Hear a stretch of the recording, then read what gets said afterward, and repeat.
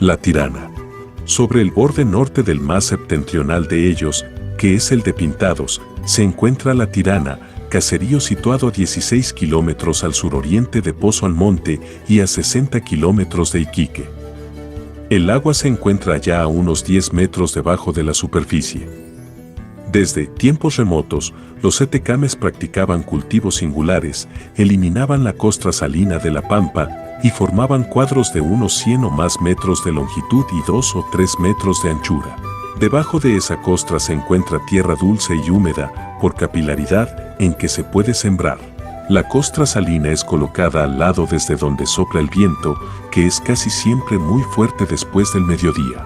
Tales cuadros llevan el nombre indígena de canchones, pues cancha no es palabra castellana, sino americana. La capilaridad hace surgir siempre de nuevo sustancias salinas, de modo que con los años un canchón se vuelve inservible para cultivos. Puede profundizársele de nuevo, pero como ello no se puede repetir indefinidamente, al final se les foresteaba con las especies ya indicadas, sobre todo con tamarugos. Y de ese modo se explica la paradoja de que en medio de un desierto absoluto, donde no llueve jamás ni hay corrientes de agua o canales de regadío, existen campos cultivados no regados, enormes avenidas y bosques artificiales y naturales.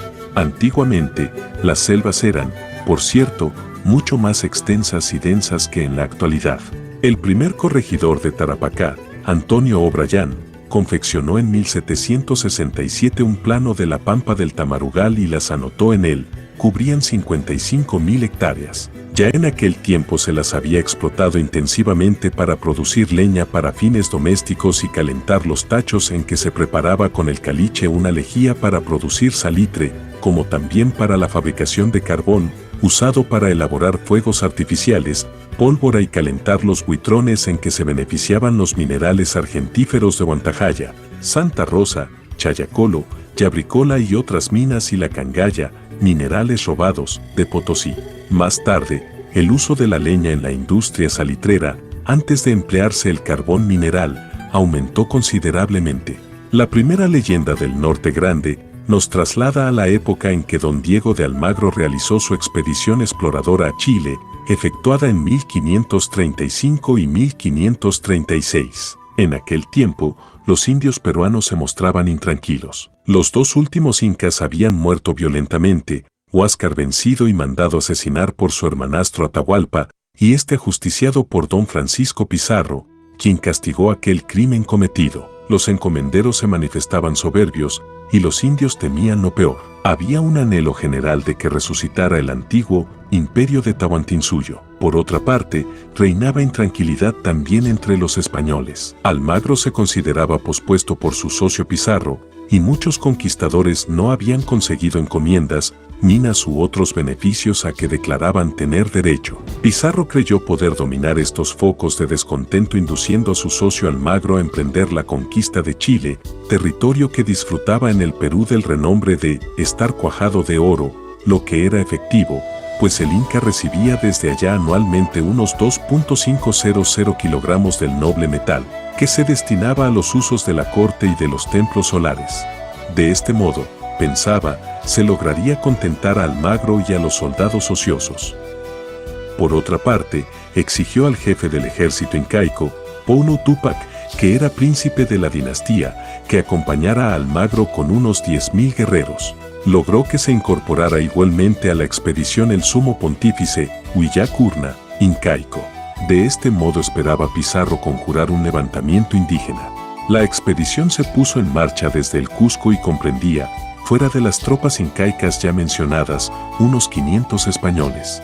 No marchó por los desiertos del actual norte chileno, que habría sido incapaz de alimentar y proveer de agua a un contingente tan numeroso, sino que tomó la ruta por Tucumán, o sea, por la parte noroeste de la actual Argentina.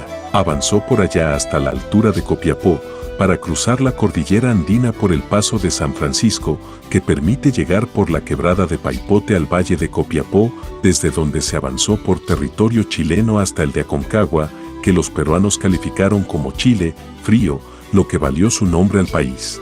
Almagro experimentó allá una terrible desilusión.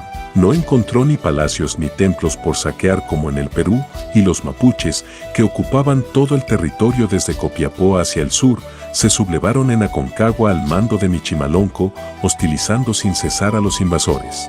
El dominio incaico era en Chile muy precario, pues Huáscar había retirado casi todas las tropas peruanas cuando fue atacado por su hermanastro.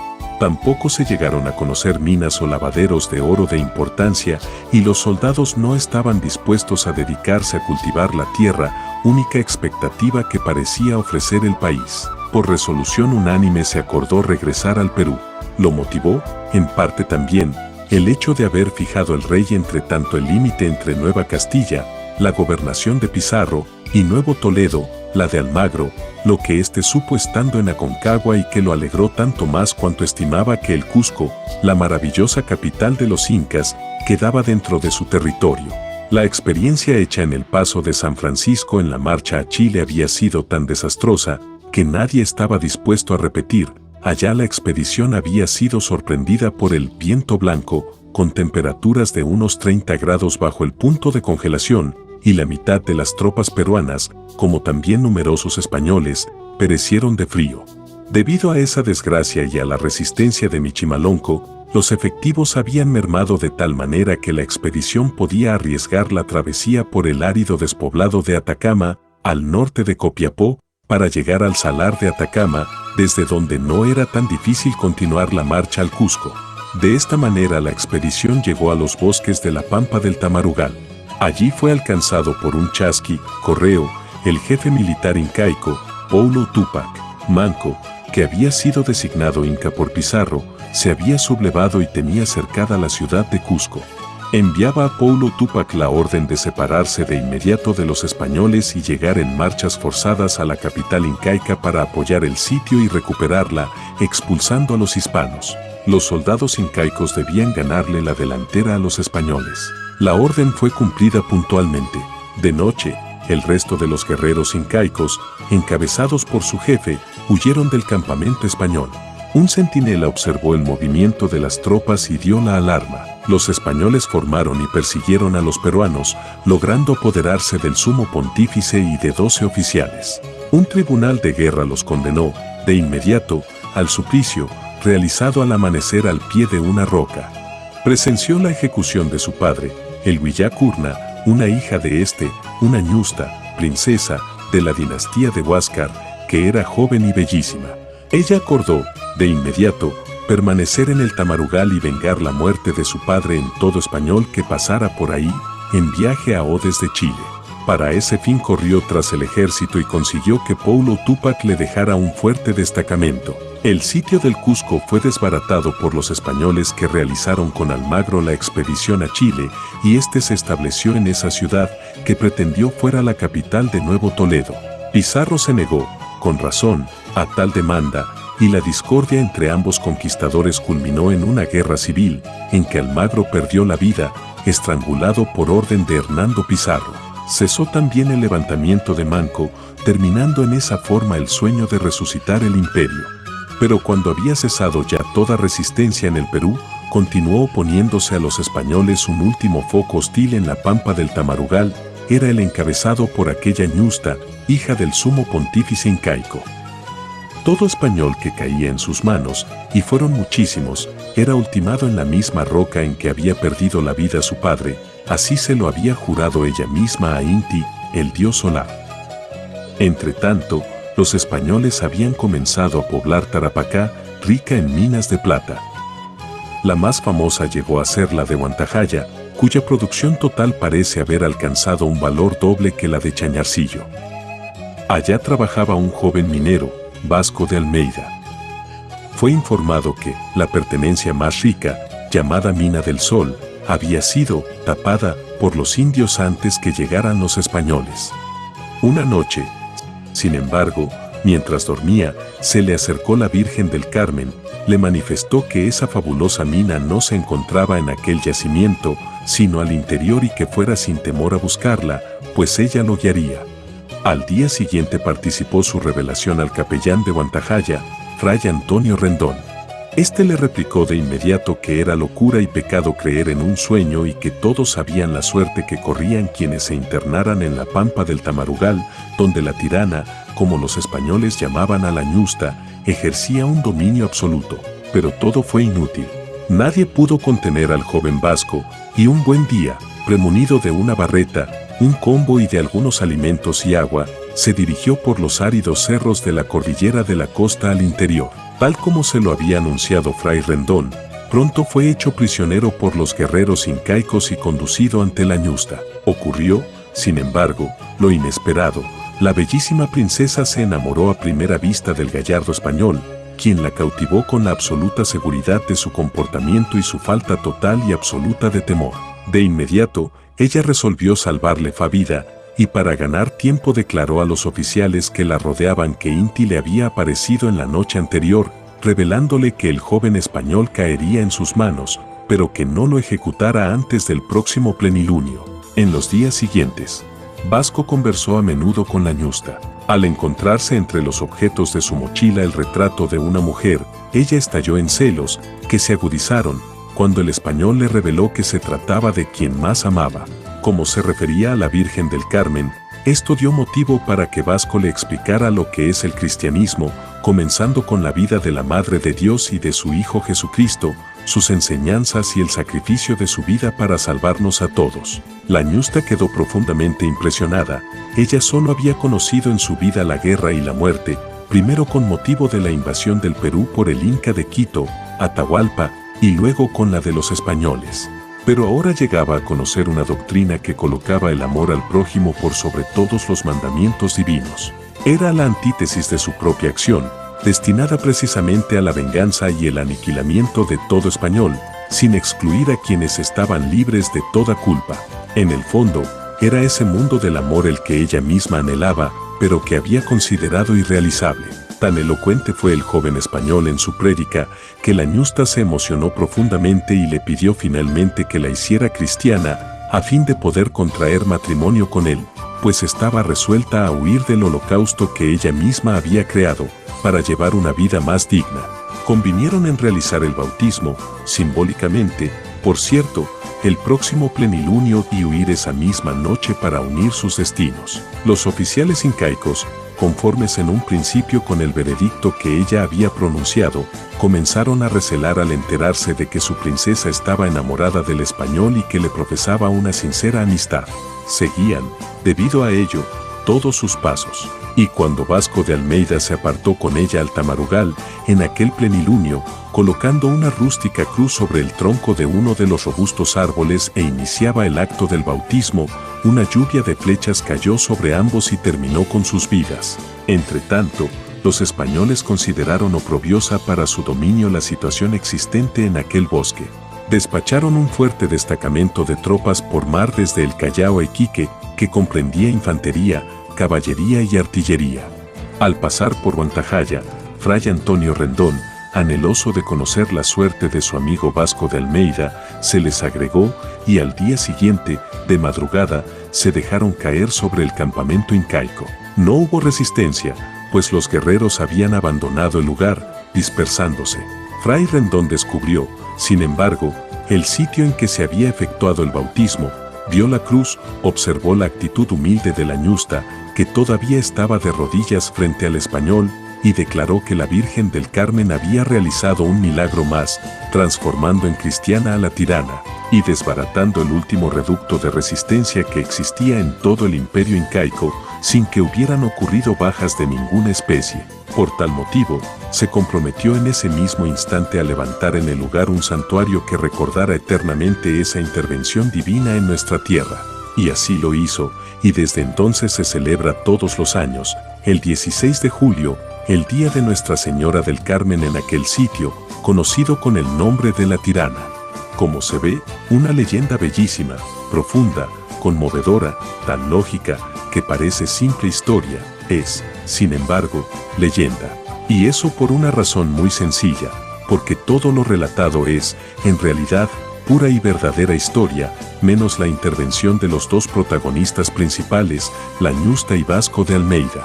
Y como falta ella, Tampoco hay noticia documental alguna de la existencia del foco de resistencia en la Tirana, pero quizás sea demasiado aventurada tal afirmación. No cabe duda que en documentos no aparecen esos personajes ni ese centro vengativo, pero es tan completa nuestra información documental para poder negar así rotundamente la veracidad de la leyenda. Veamos, en primer lugar, el ambiente netamente geográfico. A 25 kilómetros al sur de la Tirana, sobre el borde austral del Salar de Pintados, se elevan los cerros de este nombre. En ellos existe el cuadro mural más grande del mundo, mide 6 kilómetros de largo y forma una faja de 100 a 200 metros de ancho en la falda de los cerros. No cubre su parte inferior, sino la superior, a fin de ser contemplado desde la distancia. Cuando lo alumbra el sol matinal, sus colores relucían antiguamente en brillantes destellos y se le contemplaba desde la Tirana y otros lugares vecinos. Representa ornamentos Chincha Atacamas y ha sido colocado allá cuando esa cultura se encontraba en su apogeo, es decir, entre los años 1100 y 1350 de nuestra era. A 13 kilómetros al suroriente de la Tirana existe el caserío de la Huayca. Su nombre se refiere en quechua al ataque de un grupo más poderoso a otro más débil. Curiosamente, los españoles han transformado este topónimo en otro similar, Huaycazo, que corresponde a un caserío vecino. Se refieren estos topónimos al ataque español que terminó con el foco de resistencia o a este mismo cuando dominaba allá la Ñusta. Pues bien, Fernández de Oviedo, historiador español contemporáneo y amigo de don Diego de Almagro, si bien no menciona ni a la Ñusta ni a Vasco de Almeida, informa que cuando Almagro llegó a la zona de Pica encontró muchas armas y ropa de españoles que habían muerto y con muchas lágrimas el adelantado los hizo enterrar. Cosa de mucha lástima y compasión sería oír las crueldades que ensayaron los indios en las muertes que les dieron, pues tenían los cuerpos despedazados y los sesos sembrados en las paredes y con su sangre pintada sus bellaquerías. Estos españoles pertenecían a un refuerzo que se dirigió por Tarapacá a Chile para reunirse allá con don Diego. Su capitán era don Ruy Díaz. Tal información hace verosímil que don Diego haya mandado castigar a los indios por tales desmanes. Como se ve, el gran cuadro mural de Pintados, lugar que, a igual que el Salar, recibió su nombre por esa obra, indica que en la zona existía un centro prehispano de relativa importancia al que estaba destinado. Hay dos topónimos que se refieren a Matanzas y hay una información documental, la de Fernández de Oviedo, que se refiere expresamente a una de ellas. Estos cuatro antecedentes transmiten sin duda cierta verosimilitud a la leyenda, aun cuando la correlación de los hechos pueda parecer un poco rebuscada. Don Ramón Menéndez Pidal ha establecido el fondo histórico de muchos romances españoles que parecen más inverosímiles aún que la tradición de la Tirana, pero es también posible que se hayan incluido en la leyenda partes de otra procedencia, como ocurre igualmente en los romances. Sea como fuere, el hecho es que aquel santuario se ha transformado en el principal del Norte Grande, en cuyas fiestas se reúnen en la Pampa del Tamarugal más de 20.000 peregrinos. Como en el santuario de la Virgen de las Peñas, de Arica, también acá la parte principal de la fiesta anual, que dura una semana o más, son los bailes tradicionales, que alcanzan justamente en la Tirana su mayor esplendor. No es este el lugar para analizarlos en detalle, pero se ha permitido expresar que no se encuentran en un estado estereotipo, como los de muchas partes de Europa, sino que se les renueva constantemente con nuevos elementos coreográficos. Esto revela que tanto la creación de leyendas como la de bailes religiosos se encuentra todavía en un estado activo y que representan, por consiguiente, auténticas expresiones del genio popular. Se explica así también que el contenido de los bailes haya ido variando con el desarrollo socioeconómico. En un principio, época española, estaban a cargo de cofradías, compañías, formadas por pastores, llameros, del altiplano, campesinos de la precordillera y de los canchones de la Pampa del Tamarugal, de raigambre predominantemente indígena, y por mineros, que eran en gran parte negros, morenos. Los indígenas conocían bailes religiosos ya antes de la llegada de los españoles, se encuentran descritos, por ejemplo, en los comentarios reales de Garcilas o de la Vega. Los negros les agregaron danzas y cantos africanos. Se unió con ellos el acervo de bailes religiosos españoles, muy populares sobre todo en Andalucía, Semana Santa de Sevilla. Fueron al parecer los jesuitas quienes organizaron las fiestas religiosas con esos bailes, pero dándoles un sentido rigurosamente cristiano. No se les incorporó al culto, sino que se les admitió como una ofrenda ofrecida a la Virgen a las puertas de la iglesia y entrando en su edificio únicamente para la ceremonia de la salutación y despedida. La participación de los jesuitas está comprobada en la región, pues fueron ellos quienes disfrutaban del monopolio para elaborar en la pampa del Tamarugal los fuegos artificiales, en que empleaban el salitre, el carbón de los tamarugos y el azufre de los volcanes, es decir, materias primas regionales. Y debe recordarse que esos fuegos artificiales constituían, y siguen formando, una parte importante de esas fiestas religiosas. No cabe duda que los bailes ya se celebraban en el siglo XVI en la Tirana. Aun cuando faltan documentos que lo comprueben, uno de los bailes, conservado hasta la actualidad, representa una prueba más elocuente que el mejor documento. Aparecen el rey cristiano y el rey moro con gran acompañamiento. Apenas intercambian algunas palabras, aquel mata a este y su cadáver es rodeado por todos los diablos, peregrinos disfrazados como tales, que participan en las danzas a modo de graciosos y ordenadores, quienes estallan en vivas demostraciones de satisfacción por haber logrado una víctima más para el infierno. Ocurre, sin embargo, que el rey moro resucita de la muerte y se declara cristiano. Los diablos se retiran entonces llenos de ira y avergonzados. Esta escena es obvio que solo puede haber sido introducida cuando llegaron los españoles a la región, pues evoca vivamente la reconquista.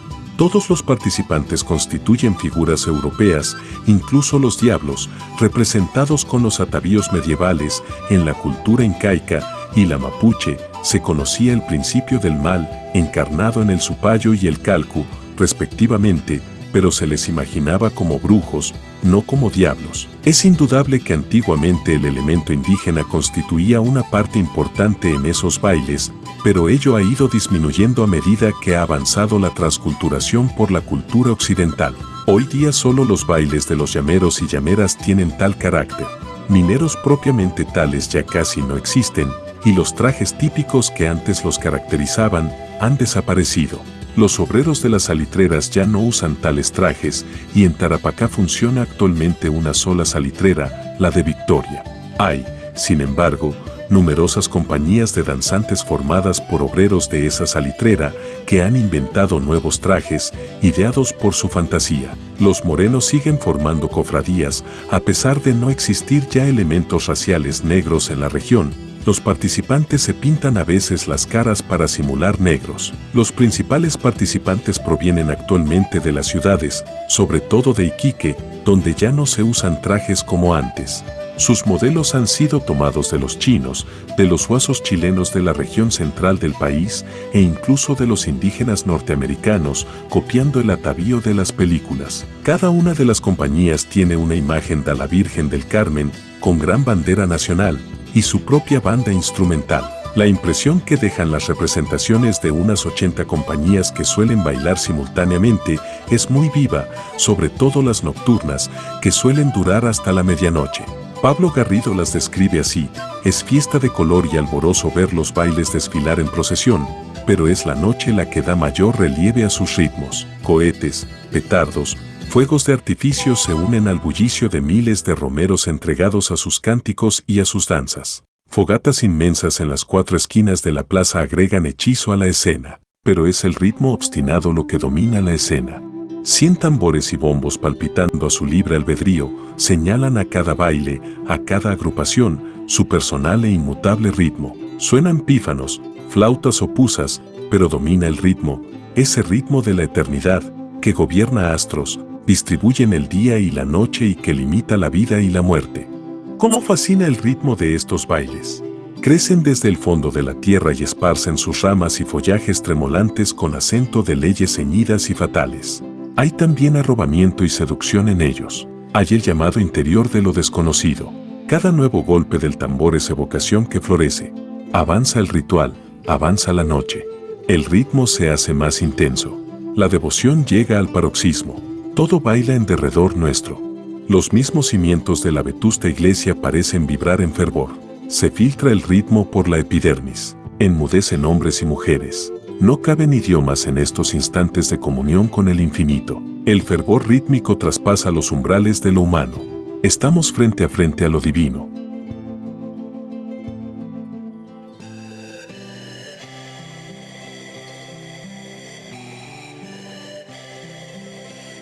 Amigos, muchas gracias por ver mis videos, espero te haya gustado, te invito a que te suscribas a mi canal, compartas con tus amigos en redes sociales, te agradecería que le des al botón me gusta y actives la campanita de notificaciones para que no te pierdas los próximos videos.